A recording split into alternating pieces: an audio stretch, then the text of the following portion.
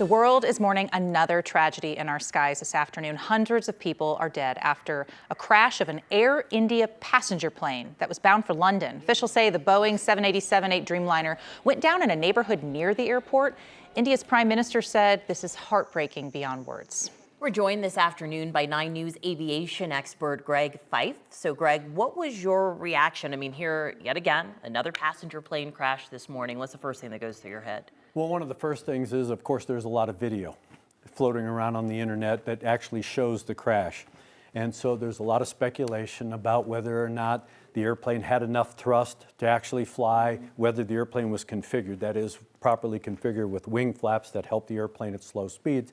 There's a lot of information out there, a lot of storylines, but we don't have very good facts at this point. So again, the process is starting, and it's going to take some time to get the factual information that will put the actual storyline together.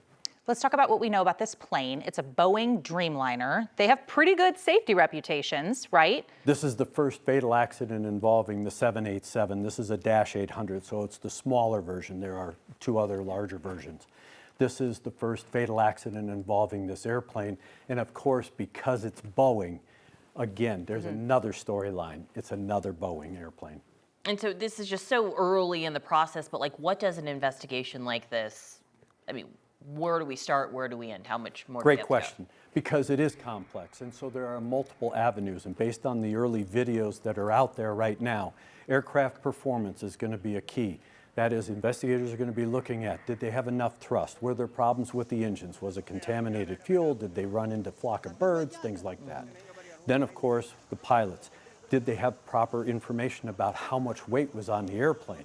Because if they had miscalculated weights, that changes their thrust setting, their flap setting. That could have an adverse effect on performance. And then, of course, the crew. You had a training captain and a relatively low-time co-pilot. Is there an issue there with regard to training and experience? So these are the kinds of things that right now are going to be the focus. But the good thing is we're probably going to have a lot of good information. The airplane is a smart airplane. It's constantly pumping data down to the ground through maintenance and through Boeing right as the airplane starts. So they've already gotten data. Then we have cockpit voice recorder, flight data recorder data. That will help put the storyline together pretty quickly. That's really interesting how much info we can have, and you referenced having so much video of this. If those are all the questions we ask, have you seen anything in video or clues that we can look for? Like, does the crash video and the fire tell us anything, or have you seen anything when it's coming down? What are the clues? That, too, is a good question. Yes, it's obvious that the airplane used the entire length of the runway. That's 11,500 feet of runway. Even though it was a hot day, that airplane has got a lot of basic thrust. Therefore, it should have never used all that runway. It should have only used about 8,000 or 9,000 feet of runway. The question is, why did they go to the very end? Then, when they climbed out, they were only in the air 11 seconds before the airplane started to descend. The question is, why? Is that a lack of thrust, or is it because the wing isn't generating sufficient lift for the 550 to 600,000 pounds that airplane weighs? And now you get behind the proverbial power curve and the airplane starts to settle, and because you're low altitude, you don't have any margin of safety there. Yeah, Greg, I've asked you this question more than once on this desk this year, and I've got to ask it again. I wonder if your answer changes at all, but folks' confidence in flying is decreasing with every fatal accident after accident.